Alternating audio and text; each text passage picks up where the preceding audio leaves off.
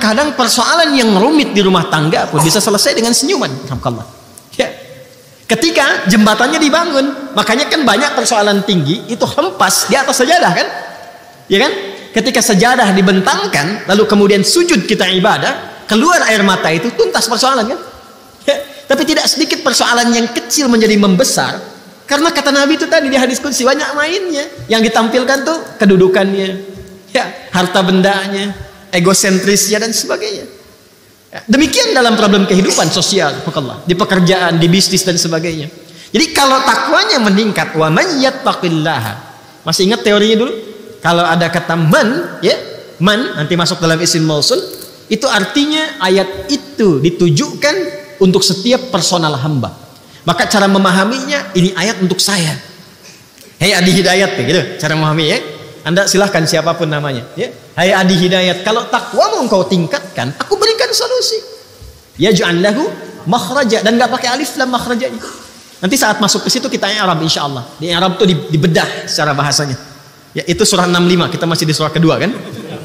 Ya. Itu umum, nakirah itu nggak bisa dibatasi. Ya, artinya di semua aspek persoalan kehidupan, kalau kita tingkatkan takwa, itu diselesaikan oleh Allah, dimudahkan. Wa yarzuqhu min haitsu la yahtasib. Bahkan segala jenis rizki itu kan bukan hanya uang, pakaian, tidak. Keturunan, ketenangan, kenyamanan itu bentuk rizki. Itu bentuk rizki. Itu diberikan oleh Allah kemudahan bahkan dari sisi yang tidak kita duga. Ya, ilmu sering saya katakan kan, Al-Baqarah di akhir ayat 282. Wattaqullaha wa yu'allimukumullah. Engkau tingkatkan takwamu kepada Allah, Allah tambahkan pengetahuan. Itu janji Allah. Karena itu orang dulu gak pernah mereka belajar sebelum mereka meningkatkan sholat. Kan selalu saya pesankan dua hal kan, ya adik-adik ini ya, kalau mau belajar diberikan oleh Allah tambahan pengetahuan, cepat memahami sesuatu, jaga dua hal: sholat, Quran. Ingat itu ya, sholat, Quran. Orang dulu semua begitu. Jadi mereka tingkatkan sholatnya dari kecil itu, sholat jaga, terutama latihan subuh dulu tuh, ya sholat subuh latihan dulu karena banyak berkahnya. Itu yang paling banyak disaksikan, termasuk semua malaikat menyaksikan. Malaikat malam dan siang itu semua tugasnya itu dikerjakan malam dan siang, yang sif-sifan untuk subuh mereka semua menyertai. Itu yang dimaksud di Quran surah ke-17 Al-Isra di ayat ke-78.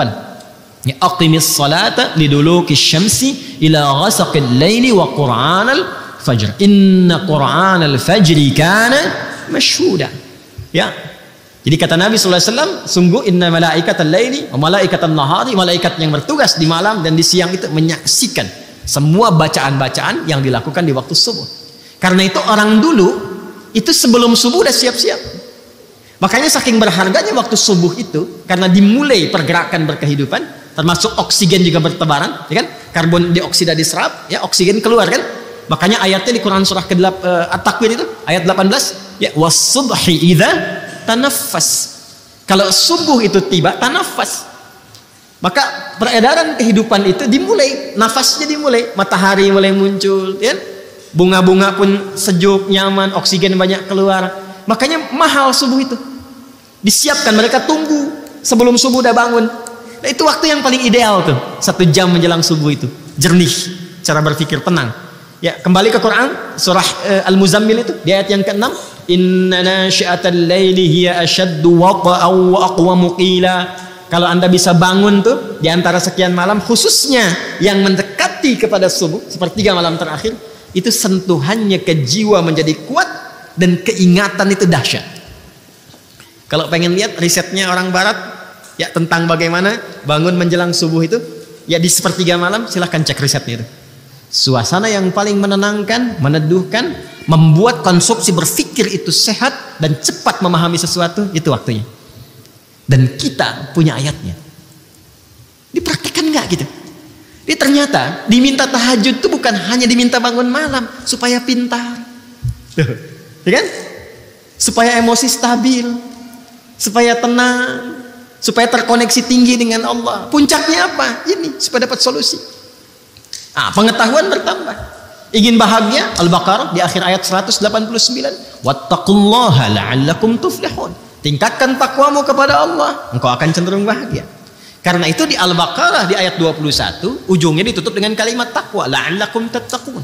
Ya ayyuhan nasu ubudu rabbakumul ladzi khalaqakum walladzina min qablikum. Tafsir ini nyambung ke yang sebelumnya yang dengan ke Az-Zariyat ayat 56. Wa ma khalaqtul jinna wal insa illa liya'budun. Bahkan jin, jangankan manusia, bahkan jin. Kemudian di ujung ditutup la'allakum tattaqun, supaya kalian mampu meningkatkan takwa. Dan kenapa ya Allah mesti meningkat takwa? Dijawab, supaya hidupmu mudah.